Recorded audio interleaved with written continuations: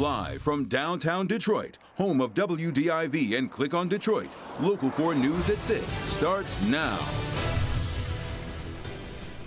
Well, here we go again. Chrysler and another merger. Who was it with and what's the reaction? We'll have it for you. We keep shoveling the rain in tonight, but will we be shoveling something else by the end of the week? Snow is in the forecast and some updates on Halloween next. All right, Ben, also a pair of tributes at this hour underway for two young boys whose lives were stolen by a fire in their home in Grosse Pointe. Tonight, a prayer service is getting underway at St. Paul on the Lake Catholic Church in Grosse Pointe Farms for the Connolly family. A fire at the family home on Monday killed 9-year-old Logan and 11-year-old Briggs Connolly. Mara McDonald is live at the church right now. A lot of young boys in their hockey jerseys there tonight, Mara.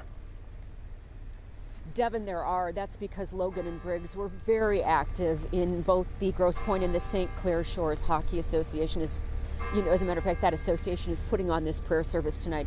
Take a look. You can see we've got plenty of people still streaming in, although the service is scheduled to start shortly. And you can see a bus back there, and you can see all the firefighters. Essentially, an entire community has come out here to this church tonight for this prayer service. Teammates of the boys had a special ceremony at Center Ice this evening before making their way to St. Paul's. Sticks Out for Logan and Briggs has been a trending hashtag on social media. You'll see two hockey sticks out on many of the entryways to people's homes here in the Points. Monday's fire has made the entire community just heartsick. The boys were home alone because they had a late start at school that day. Their dad was already at work and their mom was not at the house when the fire broke out. Police believe it started in the kitchen, potentially from a toaster. Back here live with the church bells tolling. Let's take a live look inside St. Paul's. You can see right now it is essentially standing room only. We have a lot of people still trying to get into the church, some walking, some driving. Lakeshore is pretty backed up with people trying to get into the church right now. Service should get underway shortly. The whole community's here. And also, the community has really come together with a GoFundMe that has raised at this point more than $150,000 for the Connolly family who have truly lost everything. We're live in Grosse Pointe Farms tonight. I'm Mara McDonald, Local 4. All right, Mara, just no surprise to see it that packed, and then the larger hockey community, including the Red Wings, has been reaching out as well. All right, Mara, more to come on that later on this evening. All right, shifting gears here, we've had a lot of rain falling in southeast Michigan today, as you can see from 4 Live radar there on the left and one of our Detroit sky cams on the right. And the bad news is the wet weather is likely to mess up the Halloween plans. Ben is here with the possibility of snow, too, right, Ben? As if we needed something else to complain about on Thursday. If today's icky, tomorrow is going to be yucky. It's just going to be as bad, if not worse. So you see the showers on top of us. Most of that right now is in the metro zone. That's where the organized showers are. Everything gets a little bit lighter here in the north and west zone. And we're finally starting to see the back edge, at least, of this first push of organized showers. We're still keeping at least scattered showers in the forecast through the rest of the evening. Now let's fast forward into Thursday. This is our Halloween forecast at 5 o'clock. Everybody's seeing showers. 6 p.m. doesn't look a whole lot different. And then 7 o'clock still raining, but by 8 p.m. in the west zone, that's when you're going to start seeing that rain transition to light snow. We'll talk about how much we're expecting. Temperatures plateauing tonight, but it is going to be chilly tomorrow. Wind chills in the 20s for trick-or-treating. We'll look at all that stuff in just a few minutes. Devin? Now to the breaking news that we're following this evening. Reports Fiat Chrysler and French automaker Peugeot are about to tie the knot, creating what would be the 4th largest automaker in the world. Let's get back to business editor Rod Maloney live tonight at the FCA North American headquarters with the reaction thus far. Rod? Yeah, Devin, they're taking it in stride here. They're probably not that anxious to talk about it. In fact, we know because we tried to talk to them. But the company itself is not confirming anything. But the Wall Street Journal is saying out of Europe that the Peugeot board has already approved this. The Fiat Chrysler board has a board meeting tomorrow. And so the belief is that they'll give it the thumbs up and then they'll move on and probably confirm it tomorrow during a conference call. In the meantime, here at the headquarters, they know about it, they've heard about it, and this is what they had to say about it. Outside the Fiat Chrysler North American headquarters, the 5 o'clock rush was the usual. Considering the number of mergers this company's seen over the last 30 years, employees like Hannah Karam are taking it all in stride. Now we hear what's being said on the news and stuff. What's the reaction inside the building? Really, I haven't heard much of anything. You know, it's just been kind of. Is there concern about another merger? Oh, I don't think so. I think it'll be for the good of the company. Here they do know very well that mergers don't always take. The Daimler merger led to the disastrous Cerberus hedge fund takeover and bankruptcy. The Fiat Chrysler merger did work. Cox automotive analyst Michelle Krebs believes while this could work, there are tough obstacles ahead. PSA is in a pretty healthy condition. It has some weakness. Both Fiat Chrysler and PSA have a lot of weakness in China, the biggest car market in the world. They would have to get that figured out. They would be pooling their resources on electric vehicles and that kind of thing. Fiat Chrysler certainly is lagging in that. Then there's the question whether these employees need to worry just yet. I don't think Fiat Chrysler employees, especially those in the U.S., need to be concerned at this point because they have different geographic footprints and they have complementary products. And I think a lot of the emphasis will be more on Europe. Right, and by that she means that Jeep and Ram trucks are largely going to fuel whatever it is that these companies together can do in the future. In the meantime, we remember, those of us who've been watching the automotive industry very closely for the past maybe 10 years, know that Sergio Marchionne, the late Sergio Marchionne, the former CEO here, had tried very hard to make a merger like this happen, knowing that pooling costs is the right answer going forward when you're talking about autonomous and self-driving vehicles. And so in many ways, this is his legacy left behind. Michael Manley, of course, his successor, is the one that appears to be shepherding it through. Back to you. Yeah, but you go back about 20 years, Rod, you think about all the struggles that Chrysler had trying to marry their styles with Daimler back in those days. What might this management of this new company look like?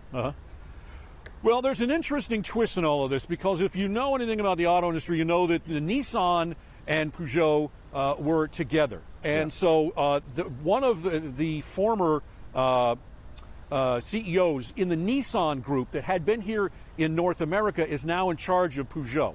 And so it was one of those things where this executive who appears to be taking over has a very large amount of experience with these kinds of coming together and also dealing with the North American market.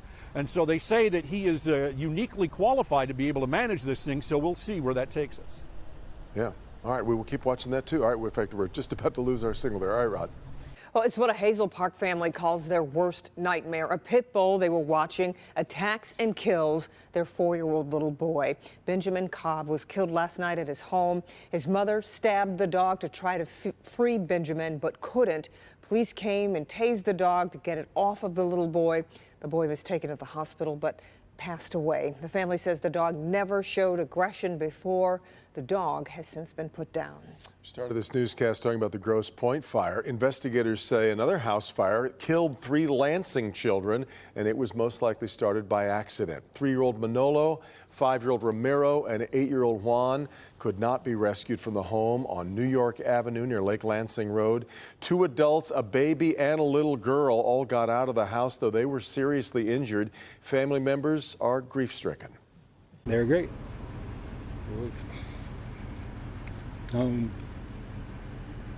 It's a tragic loss. I mean, it's beautiful. They were beautiful kids. That can't be replaced. No, and left behind charred toys in the front yard. Only the shell of the home really remaining. As far as the other victims, the baby has been discharged from the hospital. 2 adults, though, still in the hospital. And the little girl I mentioned right now is in critical condition. Madison Heights police are looking for a driver involved in a deadly hit and run. It happened on DeQuinder near Jennifer Street. That's a very busy stretch near subdivisions and a huge shopping plaza. We're told a 54-year-old man was killed by a car traveling southbound on DeQuinder. Madison Heights police are asking the driver to contact them, and anyone with information about the crash is asked to call police as well. Well, don't be surprised if you see a Detroit man showing up on HGTV. Take a look at these before and after photos. He bought an abandoned home on the city's west side for a little more than $2,000, $2,100. Yeah, and he tells us the house is now worth more than $100,000. Larry Spruill got a behind-the-scenes look at the house rehabber's latest project. I'm sure you heard of do-it-yourself projects, but what about do-it-yourself homes? Yeah, that's what one local man did. He bought both of these homes and fixed them up himself. But that's not the interesting part. The shocker is how much he paid for both of them. 29-year-old Vincent Orr says he's always looking for great deals, and he tells me he's really scored big when he bought not one, but two homes in the same area he grew up in. So I seen something in this zip code 48221. And he had to jump on them quick. Two homes right beside each other. One for his mom. So I got this house for $2,100, no debt, no mortgage. I fixed it up out of pocket. And the other for himself. This one was an even better deal. So this one here, I paid $1,200. The price tag for both, less than $5,000. But when you own something and no one can take that from you, it's a good feeling. But Orr says both homes needed a lot of work. He even showed us the before pictures of what the homes used to look like. So far, for the house next door, the one I gave to my mother, I ended up spending like $40,000 out of pocket, you know, of my own savings. And on this one, I'm up to like 30 right now. So everything had to be retouched. You know, I had to get a roof on. You know, I had to replace all the windows, doors, all that stuff. Including a new electrical system. Hey Google, turn off the lights. And there you go. Now he's also a part of the Detroit comeback story. Reporting in, not downtown, Northwest Detroit. Larry Spruill, Local 4. It's awesome. All right. Touch. Yeah, really. Time now for a check of the national stories you'll see at 6:30 on NBC Nightly News. Lester Holt live now from Simi Valley, California, where things took a turn for the worse this morning. Let's go to him now live. Lester.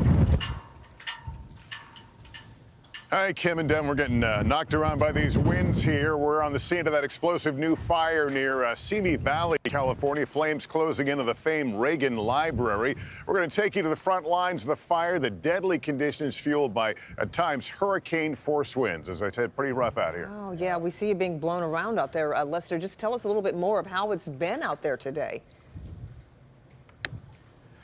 Well, we've watched you. There's been the main fire, but the embers with these winds can float for miles and miles. We've seen several smaller fires break out. They're continuing to hit it from the air, but it's one of the points I'll make tonight is while it can seem chaotic when you're looking from afar, up close, it's really quite amazing to watch the coordination that goes into all this. Yeah.